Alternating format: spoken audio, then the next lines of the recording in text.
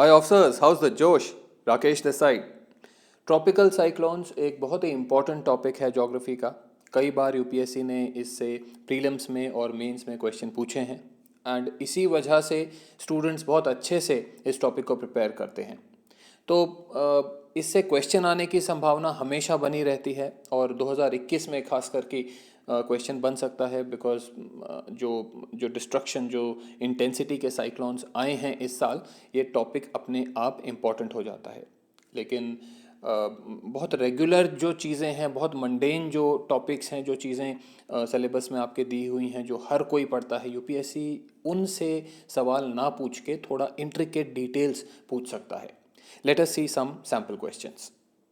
मान लीजिए upcoming prelims में ये क्वेश्चन आपको दिखता है। Consider the following statements about tropical cyclones. Tropical cyclones पढ़ते ही एकदम मन में खुशी की लहर दौड़ गई। बहुत अच्छे से तैयारी करी है इस टॉपिक की और कुछ भी आप गलत नहीं कर सकते। पहला स्टेटमेंट बोलता है दे स्पिन काउंटर क्लॉकवाइज इन दी सदर्न हेमिस्फीयर। कॉन्फिडेंस सातवें आसमान पर पहुंच गया। ये स्टेटमेंट बहुत सिंपल है, आप इसको एकदम हलवा स्टेटमेंट है, इसको एकदम सही से मार्क कर देंगे। दूसरा स्टेटमेंट है the best conditions for their formation in the Bay of Bengal develop in the month of July. अब कंडीशंस ऑफ डेवलपमेंट की बात हो रही है, हर किताब में ये दिया गया है, आपने बहुत अच्छे से पढ़ा है। आपके दिमाग में जो भी कंडीशंस है आप उसको लिस्ट करेंगे।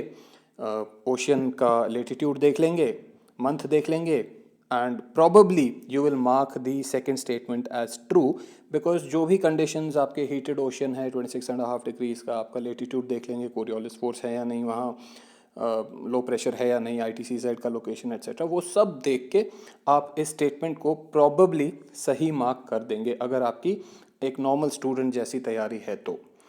लेकिन यहीं यूपीएससी आपको मात दे देगा, ये स्टेटमेंट एक्चुअली गलत है। कैसे गलत है थोड़ी देर में हम देखेंगे। सिमिलरली मेंस में भी इस टॉपिक पर क्वेश्चन बन सकता है and it could read something like despite having favourable conditions for the development of tropical cyclones India does not witness this weather phenomena in the main monsoon months of July and August. Why? तो guys काफ़ी intricate question है। This is not your regular tropical cyclone versus temperate cyclones या conditions of development और whatever. जो आपका simple चीज़ें, जो regular चीज़ें किताबों में हैं, उनके ऊपर ये सवाल नहीं है। काफ़ी डिटेल्ड क्वेश्चन है and let me know in the comment section how many of you can attempt this question either in the prelims और इन मेंस। तो आंसर जो है वो कंडीशंस ऑफ डेवलपमेंट में छुपा हुआ है। इस वीडियो में हम सभी कंडीशंस को डिटेल में नहीं देखेंगे, that would be beyond the scope of this video. बस मोटा मोटा जो हमको समझने के लिए चाहिए उतनी बात हम इसमें करेंगे। So for example consider that this is the Bay of Bengal. ये आपका मानसून के टाइम में मई जून के टाइम का जो एक काम सी है, यहाँ पे solar radiation, intense solar radiation हो रही है, आपका जो वाटर है वो हीट हो रहा है। तो कंडीशंस क्या कहती हैं? अराउंड 50 मीटर्स तक डेप्थ तक वाटर हीटेड होना चाहिए। कितना होना चाहिए? 26.5 डिग्रीज एंड अबव, एटलीस्ट इतना डिग्री सेल्सियस और अबव हीटिंग होनी चाहिए। जब इतनी इंटेंस हीटिंग रहेगी तो local low pressure cell create हो सकते हैं। इंटेंस लो प्रेशर होने के बाद क्या होगा? ये जो एयर है ये हीट हो जाएगी और हीटिंग के बाद आपकी एयर राइज करेगी। जैसे राइज करेगी आपका कंडेंसेशन होगा तो बादल बनने लगेंगे और latent heat of evaporation release होगी। वो सब चीज़ें आपका अल्टीमेटली क्या होगा? एयर राइज करके ट्रोपोपॉज तक जाएगी एंड आपका जो स्पायरलिंग तरीके से एक्चुअली एयर राइज करेगी एंड ट्रोपोपॉज में जाएगी और वहाँ पे उससे ऊपर नहीं जा सकती, तो आपकी लेटरली वो एयर स्प्रेड होने लगेगी और कुछ एयर नीचे की तरफ इस लो प्रेशर पर गिरेगी ऊपर से। और इसकी वजह से क्या होता है? आपका एक सिलेंड्रिकल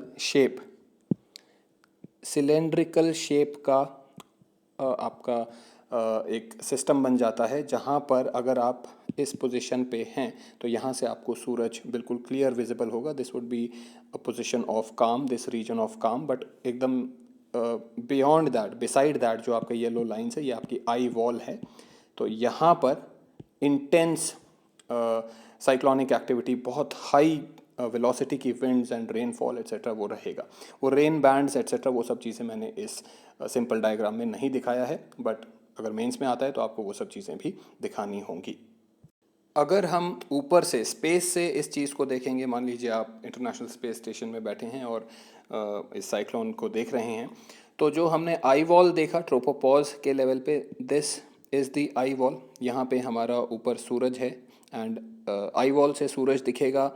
कॉन्वर्सली सूरज की जो रेडिएशन है वो आई वॉल के थ्रू जाएंगी एंड जो नीचे जो आपका ओशन है उसको हीट करती रहेंगी। ये आपका जो है स्पाइरलिंग विंड है, रेन बैंड्स इसके नीचे, सिरस क्लाउड है ये बेसिकली, इसके नीचे जो है आपका रेन बैंड्स एट्सेट्रा वो सब है। साइक्लोन का जो आई है, this is the I of the cyclone, this is a zone of काम, राइट। अब हम अपने क्वेश्चंस का आंसर पा सकते हैं। इंडिया में इन the main monsoon months of July and August cyclones इसलिए नहीं आते हैं क्योंकि जो रीजन का जो ट्रोपोस्फियर है, the region will include Bay of Bengal, India's peninsular part, we have Arabian Sea and then the Indian Ocean also, थोड़ा expanded South Asia you can say। ये जो region है इसमें in the upper troposphere, before the tropopause, in the upper troposphere at the height of say around 12 kilometers, we have what is known as vertical wind shear। ठीक है, vertical wind shear, इसको आप note कर लीजिए and add it to the conditions of development of tropical cyclones. Vertical wind shear absent होना चाहिए for a cyclone to form. Vertical wind shear का क्या मतलब होता है? बहुत सिंपल सा कॉन्सेप्ट है, घबराने की ज़रूरत नहीं है। Basically it means if we have localized presence of wind in the upper troposphere, this wind can be either in a different direction compared to the surface winds or can have different speed compared to the surface winds or both। कुछ भी हो सकता है, different direction, different speed और both compared to the surface level winds, इसको हम vertical wind shear कहते हैं। और अगर ये wind shear 20 नॉट्स से ज़्यादा हो, 20 नॉट्स तक अगर हो तब तो साइक्लोन्स बन जाता है। बिल्कुल एब्सोल्युटली ज़ीरो विंड शेयर तो होना बहुत मुश्किल होता है, नेचर की बात है, कुछ हवाएं तो चलेंगी। तो वो 20 नॉट्स तक एक्सेप्टेबल लिमिट होती है, लेकिन अगर 20 नॉट्स को क्रॉस कर जाएगा तो आपका ट्रॉपिकल साइक्लोन नहीं बनेगा। कैसे नहीं बनेगा, we are going to see in just a little while. Let me clear the screen first. तो यहाँ पर हमारे पास दो डायग्राम्स हैं, let me mark it as diagram A and diagram B. Focus on diagram A, this is the diagram which we have seen on the previous slide also. नीचे जो red circle आपको दिख रहा है वो इंटेंस लो प्रेशर है जो ocean surface पे रहेगा, हीटेड एरिया है एंड बिकॉज ऑफ दिस जो विंड्स हैं वो इसकी तरफ ब्लो करेंगी, काउंटर क्लॉकवाइज घूमेगा नॉर्दर्न हेमिस्फीयर में, और विंड्स जो हैं वो स्पायरलिंग करेंगी आपके ट्रोपोपॉज तक, ऊपर जाके ये बना देगी एक eye wall. Let me just make this as the eye wall, right. ये आई वॉल बन जाएगा and then you have the divergence of the wind. तो इस तरह का आपका ये स्ट्रक्चर है। येलो कलर का हमारा सूरज है, सूरज से रेज आपके नीचे जा रही हैं, इंसुलेशन प्रोवाइड हो रहा है एंड ये लो प्रेशर इस इंसुलेशन से कुछ हद तक मेंटेन हो पा रहा है। चलते हैं डायग्राम बी की तरफ। यहाँ पर हम ट्रॉपिकल साइक्लोन के फॉर्मेशन के इनिशियल फेज़ में हैं। हमारे पास एक इंटेंस लो प्रेशर का सेल है, ये एयर हीट कर रहा है, राइज हो रही है मॉइस्चर लेडन एयर। कुछ लेवल तक राइज करने के बाद कॉन्डेंसेशन होने लगेगी तो बादल बन रहे हैं एंड बादल हमारे खैर डायग्राम ए में भी बनेंगे, कंटिन्यूअस बादल रहेंगे और वो रेन बैंड्स एट्सेट्रा वो भी रहेगा, ठीक है। डायग्राम बी में बादल हमारे बन रहे हैं, initial phase of development of tropical cyclone है। लेकिन फ़र्क डायग्राम बी में क्या है, सिचुएशन बी में हमारे पास in the upper troposphere, let us say around 8 kilometres की हाइट पर हमारे पास west to east wind shear है, वर्टिकल विंड शेयर। इसको वर्टिकल विंड शेयर इसलिए बोलते हैं because we are looking at a point or a region that is vertically above the low pressure cell, ये vertical wind shear। there is something known as horizontal wind shear also। horizontal wind shear में हम किसी भी altitude को fix कर देते हैं, for example 8 kilometre की altitude को fix कर देंगे and then over different locations horizontally क्या विंड शीयर है वो हम चेक करते हैं। तो फिलहाल हमारा जो इम्पोर्टेंट कॉन्सेप्ट है वो है vertical wind shear, horizontal wind shear नहीं है।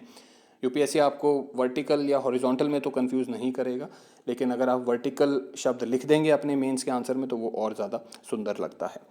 तो मान लीजिए वर्टिकल विंड शेयर है लो प्रेशर के रीजन के ऊपर और वेस्ट टू ईस्ट ये हवाएं बह रही हैं और कुछ स्पीड दे देते हैं इनको, मान लीजिए 50 नॉट्स की ये हवाएं हैं। तो ये जो इनिशियल दौर का जो हवाएं उठ रही हैं समंदर से ऊपर की तरफ और जो कंडेंसेशन जो बादल हो रहे हैं, तो ये 50 नॉट्स की हवाएं इन बादलों को क्या करेंगी, ईस्ट की तरफ धकेल देंगी।